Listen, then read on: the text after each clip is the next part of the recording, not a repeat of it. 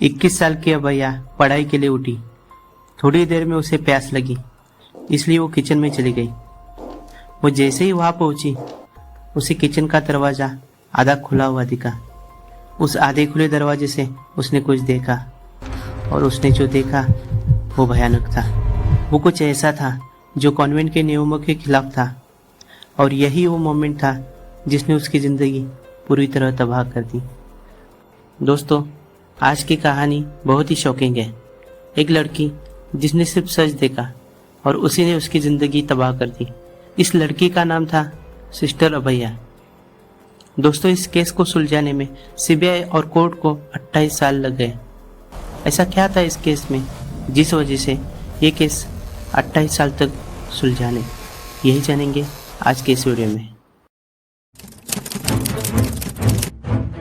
Kottam churches और convent से भरा हुआ एक शांत शहर, और इसी शहर में था सेंट पायस 10 कॉन्वेंट हॉस्टल, जहां लड़कियां पढ़ाई और धर्म सीखने आती थी। इन्हीं लड़कियों में से एक थी 21 साल की सिस्टर अभया। शांत स्वभाव, पढ़ाई में अच्छी, किसी से झगड़ा नहीं। जो लोग उसे जानते थे एक ही बात कहते थे, उसका कोई दुश्मन नहीं था। उसकी ज़िंदगी अच्छे से चल रही थी, और अब आता है वो दिन जिस दिन ने उसकी ज़िंदगी तबाह कर दी। 27 मार्च 1992। एग्ज़ाम नज़दीक आए थे। इसकी वजह से पढ़ाई में पहले से अच्छी होने वाली अभया ने पढ़ाई पे ज़्यादा फोकस करना चालू किया। पढ़ाई के लिए उसने सुबह 4 का अलार्म लगाया। 4 बजे अलार्म बजने के बाद वो उठी, लेकिन प्यास लगने की वजह से पानी पीने के लिए वो किचन में चली गई। जैसे ही सुबह हुई, पूरी कॉन्वेंट में हड़कंप मचा। अभया कहीं भी दिखाई नहीं दे रही थी। बाकी लड़कियों ने उसे खोजना चालू किया। उसका एक चप्पल किचन में मिला, और किचन में फर्श के ऊपर पानी का टूटा हुआ एक बोतल मिला, और सामान भी बिखरा पड़ा था। किसी को कुछ समझ में नहीं आ रहा था। तभी एक लड़की को उसका दूसरा चप्पल कुएं के पास मिला। उसने कुएं में झांक कर देखा तो वो चिल्ला उठी, क्योंकि अभया की डेड बॉडी उस कुएं में थी। लोकल पुलिस आई। फायर ब्रिगेड और पुलिस ने बॉडी को बाहर निकाला। बॉडी के सर पर बहुत बड़ी चोट थी। दोस्तों, यहाँ से ये कहानी और भी डरावनी हो जाती है। लोकल पुलिस ने शुरू से ही किलर्स को बचाने की कोशिश की। उन्होंने क्राइम सीन को ठीक से सिक्योर नहीं किया, सारे सबूत ठीक से जमा नहीं किए, बॉडी का पोस्टमार्टम भी प्रॉपर नहीं किया गया। पोस्टमार्टम में ये लिखा गया कि पानी में डूबने की वजह से मौत। पुलिस की तरफ से गवाह के स्टेटमेंट्स भी आधे अधूरे रिकॉर्ड किए गए। पुलिस ने ज़्यादा डीपली इन्वेस्टिगेशन ना करते हुए इस केस को सुसाइड डिक्लेयर किया। पुलिस के इस बिहेवियर से नॉर्मल लोग हैरान थे। उनको ऐसा लगता था कि ये इन्वेस्टिगेशन प्रॉपर हुई नहीं। उनके दिमाग में ये ख्याल आने के 3 रीजंस थे। पहला reason, Abhaya was a mentally stable and clever girl. दूसरा, अलार्म लगाकर सुसाइड कौन करता है। और तीसरा, किचन में पड़ी चीज़ें, बॉटल, चप्पल, इन सब सबूतों को पुलिस ने प्रॉपर सिक्योर क्यों नहीं किया।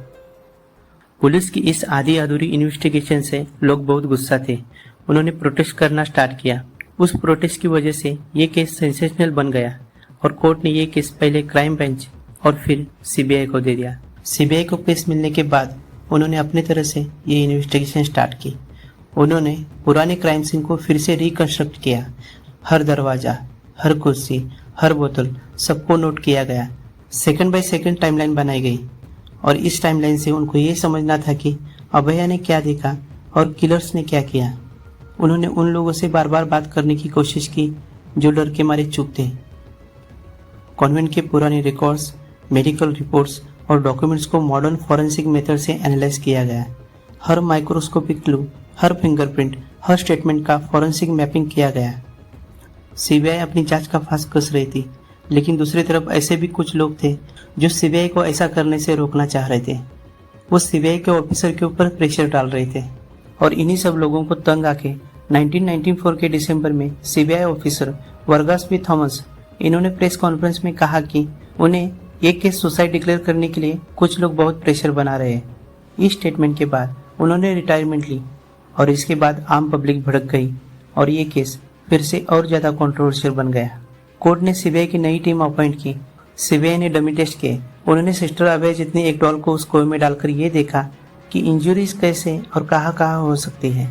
दोस्तों, 4 सालों तक प्रॉपर इन्वेस्टिगेशन करने के बाद 1996 में सीबीआई ने यह कहा कि ये मर्डर लगता है, लेकिन हम किलर आइडेंटिफाई नहीं कर पा रहे। सीबीआई की इस रिपोर्ट से कोर्ट नाराज हुई और कोर्ट ने वो रिपोर्ट रिजेक्ट कर फिर से दूसरी सीबीआई टीम को इन्वेस्टिगेशन करने के लिए कहा। सीबीआई की दूसरी टीम ने 3 साल इन्वेस्टिगेशन कर 1999 में ये कहा कि ये क्लियरली मर्डर केस है। फिर भी किलर कौन है ये अब तक सामने नहीं आया था। दोस्तों, सालों बीत रहे थे, लेकिन पुलिस, क्राइम ब्रांच, सीबीआई किसी के हाथ कुछ नहीं लग रहा था। तभी एक दिन अचानक इस घटना के 15 साल बाद यानी कि 2007 में एक नया गवाह सामने आया, जिसका नाम था अडोर राजू। राजू ने ये पूरा केस ही बदल दिया। दोस्तों, अडोर राजू एक चोर था। छोटी मोटी चोरी कर वो अपनी फैमिली संभालता था। 1992 को उस रात वो उसी कॉन्वेंट हॉस्टल में चोरी करने गया था। हॉस्टल के छत पे रखे हुए कॉपर वायर वो चुराना चाहता था। वो जब रात को चोरी करने वहां गया तब उसने वहां फादर थॉमस कुट्टूर और सिस्टर सीपी को देखा था। चोरी करने के बाद वो घर चला गया, लेकिन दूसरे दिन जब उसने अभय के बारे में सुना तब उसको समझ आया कि उस रात वहां कुछ भयानक हुआ था। वो खुद वहां चोरी करने के लिए गया था। इस वजह से पिछले 15 साल वो चुप रहा। उसने किसी से कुछ कहा नहीं। लेकिन जब 15 साल इन्वेस्टिगेशन करने के बाद भी सीबीआई के हाथ कुछ लगा नहीं और किलर अभी भी आज़ाद घूम रहे थे, ये उसने देखा तब उसको बुरा लगा और उसने डिसाइड किया कि मैं अब सामने आकर पुलिस को सारी हकीकत बताऊंगा। वो पुलिस के पास चला गया। उसने पुलिस को सारी हकीकत बताई, लेकिन पहले ही किलर्स को बचाने वाली पुलिस ने राजू को इस मर्डर में फंसाने की कोशिश की। उन्होंने उसी के ऊपर इल्जाम डाला कि तुम जब वहां चोरी करने गए थे तभी अभय ने तुमको देखा और पकड़े जाने की डर से तुमने उसकी जान ली। पुलिस ने उसको 58 डेज के लिए जेल में डाला, उसको टॉर्चर किया, उसके पुरानी चोरी के केसेस निकाले, लेकिन फिर भी वो अपनी बात पे अड़ा रहा। लास्ट में तो कुछ लोगों ने उसे पैसों का लालच देकर इल्जाम अपने सर पे लेने के लिए कहा, लेकिन वो माना नहीं। दोस्तों, तब तक सीबीआई ने इन्वेस्टिगेशन फिर से टेक ओवर कर इन्वेस्टिगेशन का एंगल बदल दिया और 2008 में राजू के बयान के आधार पर सीबीआई ने फादर थॉमस कुट्टूर और सिस्टर सीपी को मेन सस्पेक्ट डिक्लेयर किया। उसके बाद उन दोनों को कस्टडी में लेकर सीबीआई ने उनकी इन्वेस्टिगेशन स्टार्ट की। उनका नार्को टेस्ट किया गया, उसकी रिकॉर्डिंग सीरीज में की गई, लेकिन कोर्ट में नार्को टेस्ट जब देखा गया तब उसमें वो दोनों बेगुनाह साबित हुए। तभी सीबीआई ने कहा कि नार्को टेस्ट की रिपोर्ट शायद टेम्पर किए गए और इन्वेस्टिगेशन के दौरान हमारे ऊपर भी कुछ लोगों ने इस केस में सस्पेक्ट को बचाने के लिए दबाव डाला था। सीबीआई के इस बयान से कोर्ट भड़क गई और कोर्ट ने अगले 10 दिनों में ओरिजिनल नार्को टेस्ट के सीरीज कोर्ट में प्रस्तुत करने के सीबीआई को ऑर्डर किए।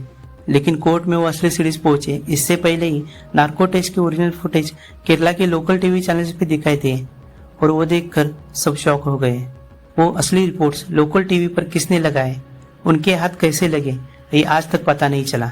लेकिन उस रिपोर्ट से ये बात साफ हो गई कि 27 मार्च 1992 को सुबह 4 बजे अभया जब किचन में गई थी तब उसने फादर थॉमस कुट्टूर और सिस्टर सीपी इन दोनों को कॉम्प्रोमाइजिंग सिचुएशन में देखा।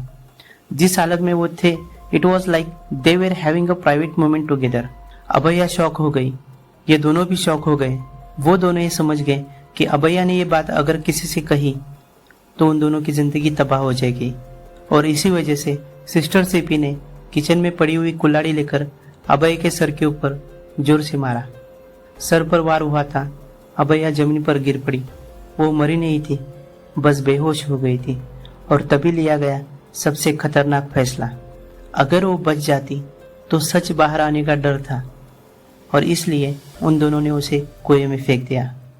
दोस्तों, 2009 से 2019 इन 10 सालों में कोर्ट में कई हियरिंग्स हुई और फाइनली 2020 में केरला हाई कोर्ट ने फादर थॉमस कुट्टूर और सिस्टर सीफी को लाइफ इम्प्रिजमेंट की सजा सुनाई और साथ में फादर थॉमस कुट्टूर को 6.5 लाख और सिस्टर सीफी को 5 लाख का फाइन भी लगाया। दोस्तों, कई सालों से उलझा हुआ ये केस आखिर राजू नाम के छोटे से चोर की वजह से सुलझ गया। राजू की ईमानदारी और सीबीआई की मेहनत की वजह से 28 साल बाद किलर्स को दोषी ठहराया गया और उन्हें जेल की सजा मिली। दोस्तों, आज भी सिस्टर अभया की कहानी हमें ये याद दिलाती है कि कुछ जगहों पर सच देखना ही सबसे बड़ा अपराध होता है और अभया उस बेचारी ने वही अपराध किया था, सच देखने का अपराध। दोस्तों, आपको क्या लगता है, अगर आप अभया की जगह होते और वही सच देखते तो क्या आज आप जिंदा होते? आपकी राय कमेंट में बताइए और ऐसे ही सच्ची क्राइम स्टोरी सुनने के लिए इस वीडियो को लाइक कीजिए और हमारे चैनल को सब्सक्राइब कीजिए। चलिए मिलते हैं अगले वीडियो में किसी और कहानी के साथ। तब तक आप अपना ख्याल रखिएगा।